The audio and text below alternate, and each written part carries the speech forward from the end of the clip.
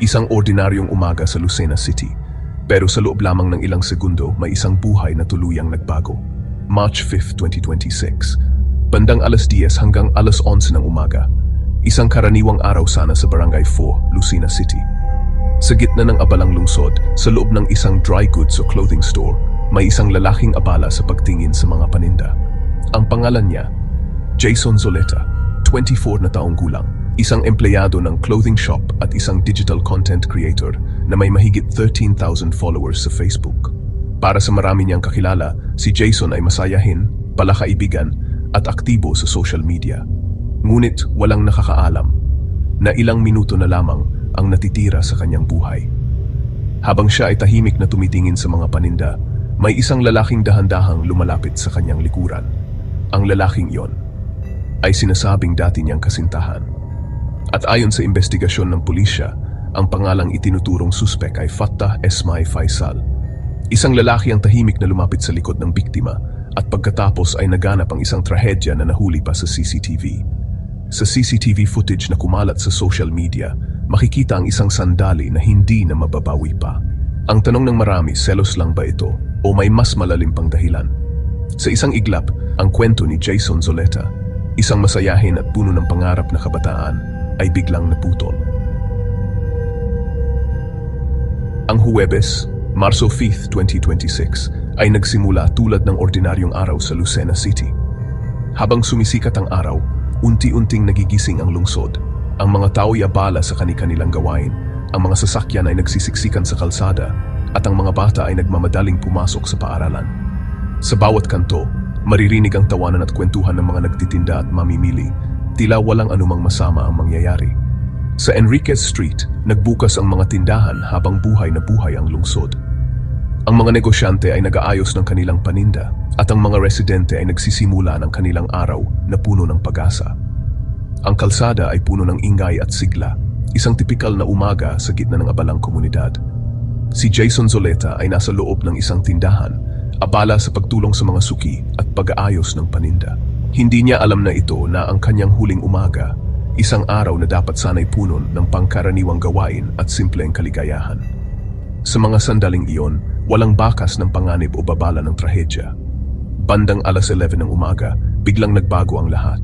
Nawala ang kapayapaan dahil sa biglaang pag-atake, isang sigaw, isang ingay, at ang dating tahimik na kalsada ay napuno ng takot at kaguluhan. Ang mga tao ay nagtakbuhan, hindi alam kung ano ang nangyayari, habang ang iba ay nanatiling nakapako sa kanilang kinatatayuan, naguguluhan at natatakot. Si Jason ay inatake gamit ang isang delikadong armas. Walang nag-akala na sa gitna ng araw, sa harap ng maraming tao, ay may maglalakas loob na gumawa ng ganoong karahasang krimen. Ang bawat segundo ay tila napakabagal, ngunit ang lahat ay nangyari ng napakabilis. Mabilis ang pag-atake, walang oras para makialam. Ang mga saksi ay nabigla at natakot, hindi alam kung paano tutugon. Sa gitna ng kaguluhan, may ilan na naglakas loob tumulong, ngunit huli na ang lahat. Ang takot at pagkabigla ay naghari sa paligid. Mabilis kumalat ang balita, ginawang crime scene ang kalye. Dumagsa ang mga pulis, media at usisero. Ang dating masiglang Enriquez Street ay napalitan ng katahimikan at kaba, habang ang lahat ay nagtatanong kung paano ito nangyari at sino ang may kagagawan. Ang walang takot na krimen sa araw ay nagdulot ng pangamba sa mga residente at naging isang madilim na araw sa kasaysayan ng lungsod. Ang mga tao ay nagtipon-tipon, nag-uusap-usap at nagdadalamhati sa sinapit ng kanilang kababayan. Ang takot ay bumalot sa buong komunidad at ang dating ligtas na lugar ay tila naging mapanganib na. Ito ang araw na nagtapos ang magandang buhay ni Jason Zoleta sa isang trahedya. Sa bawat kandila at bulaklak na inialay, dama ang lungkot at pangungulila ng mga naiwan. Ang Enriquez Street ay hindi na muling magiging katulad ng dati, isang paalala na kahit sa pinakaordinaryong araw, maaring magbago ang lahat sa isang iglap. Habang kumakalat ang gulat, kinilala ng pulisya ang suspek si Fattah Esmail Faisal. Si Faisal, isang residente ng lugar, ay hindi estranghero kundi ang ex-boyfriend ni Jason. Natapos ang kanilang relasyon wala pang isang buwan bago ang pangyayari, nag-iwan ng sariwang sugat sa damdamin. Ang selos at hindi nalutas na damdamin ang sinasabing motibo. Nang malaman ang pagkakakilanlan ni Faisal, nagsimula ang paghahanap. Tumakas siya mula sa pinangyarihan, naging pugante. Ang paghahanap kay Faisal ay isang karera laban sa oras. Ayon sa pamilya ni Jason, may relasyon umano sila ng suspek noon. Ngunit ilang linggo bago ang insidente, naghiwalay na ang dalawa. Hindi malinaw kung ano ang eksaktong dahilan ng kanilang paghihiwalay. Ngunit ayon sa mga ulat at pahayag ng pamilya, posibleng may kinalaman ng selos sa kanilang alitan. Isang emosyon na kadalasang nagiging ugat ng maraming trahedya. Sa araw mismo ng insidente, may nangyaring tawag. Ayon sa kapatid ni Jason, tumawag umano ang suspek sa kanya. May isang pakiusap, magkita sila, mag-usap. At doon napili ang lugar, ang mismong tindahan kung saan nagtatrabaho si Jason. Isang simpleng pag-uusap lang sana, isang pagkakataon para ayusin ang gusot. Pero ang hindi alam ni Jason, ang pagkikitang iyon ang magiging huli niyang sandali.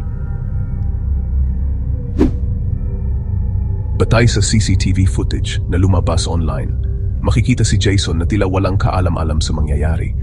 Nakatingin siya sa mga paninda sa loob ng tindahan. Normal na eksena, parang ordinaryong customer. Maya-maya, may lalaking pumasok sa tindahan. Siya ay tila nagkukunwaring tumitingin din sa mga produkto, naglalakad, paikot-ikot. Paminsan-minsan ay dumadaan sa likod ni Jason. Isang eksenang tila walang kahina-hinala, hanggang sa bigla siyang lumapit sa likuran ng biktima. At doon, lumabas ang isang delikadong armas. Sa loob lamang ng ilang segundo, pinaputukan si Jason mula sa likod. Walang babala, walang pagkataon na makaiwas. Ayon sa ulat, nangyari ang insidente bandang 10:30 hanggang 11 ng umaga. Sa CCTV, makikita ring may lalaking nakaupo sa labas ng tindahan na napatingin sa komosyon. Lumapit ang suspek at tila may sinabi sa kanya. May senyales pa raw na parang sinasabing isara ang roll-up door ng tindahan. Isang babae rin ang sumilip sa loob. Ngunit hindi malinaw sa footage kung ano ang sumunod na nangyari. Sa loob ng ilang segundo, isang buhay ang tuluyang nawala. Nakunan ng CCTV footage ang sandali na ang kalmado ay naging karahasan. Lihim na kinuha ni Faisal ang isang nakatagong armas. Mabilis ang pag-atake, nag-iwan kay Jason na kritikal ang kalagayan. Ang tunog ng armas ang unang senyales ng gulo. Ipinakita ng footage ang malamig at planadong katangian ng pag-atake. Walang pagkakataon si Jason na ipagtanggol ang kanyang sarili. Ang pag-atake ay isang pagpatay, planado ng may katumpakan.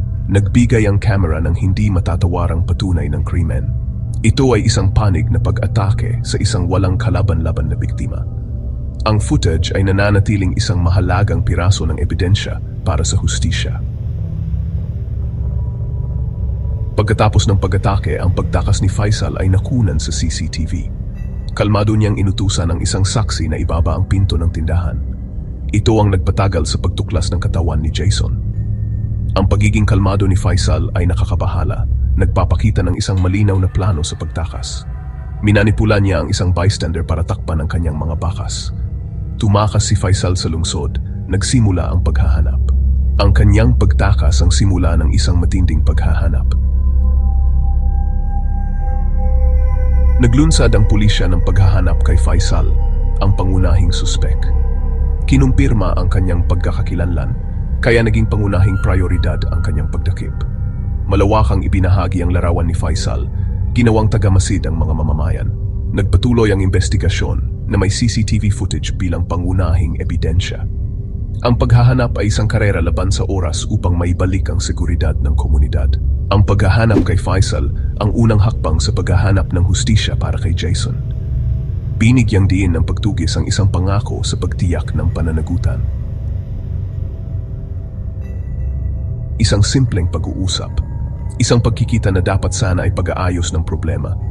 Ngunit sa loob lamang ng ilang segundo, ito ay nauwi sa isang trahedyang nahuli pa sa CCTV. Ang biglaang pagkamatay ni Jason ay nagdulot ng matinding pagkabigla at lungkot sa buong Lucena City. Hindi lamang ito isang personal na trahedya para sa kanyang pamilya, kundi isang sugat na ramdam ng buong komunidad. Sa bawat kanto ng lungsod, dama ang katahimikan at pagdadalamhati, tila ba huminto ang oras habang sinusubukang unawain ng lahat ang nangyari. Matapos ang insidente, agad na umalis ang suspek sa lugar.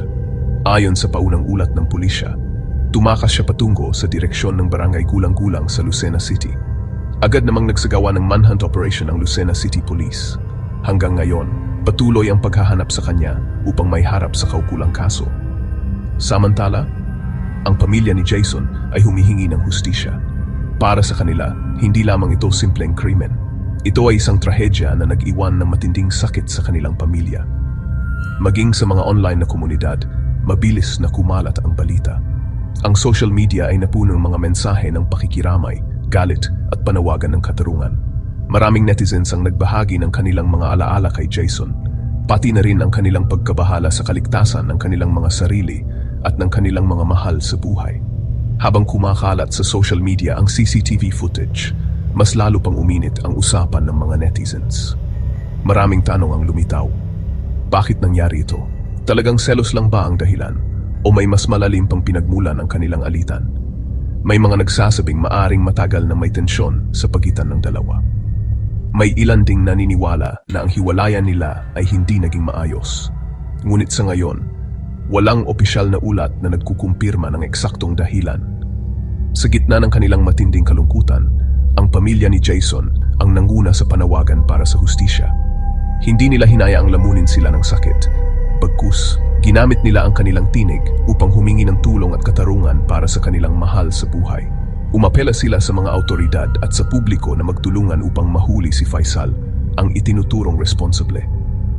Ang kanilang panawagan ay naging inspirasyon sa marami na nag-udyok sa mas malawak na pagkilos at pagtutulungan. Hindi nagatubili ang komunidad na sumama sa panawagan ng pamilya. Sa mga vigil, pagtitipon at online campaigns, nagkaisa ang lahat sa isang layunin, ang makamit ang hustisya at mapanagot ang may sala. Ang kanilang pagkakaisa ay naging lakas ng pamilya ni Jason.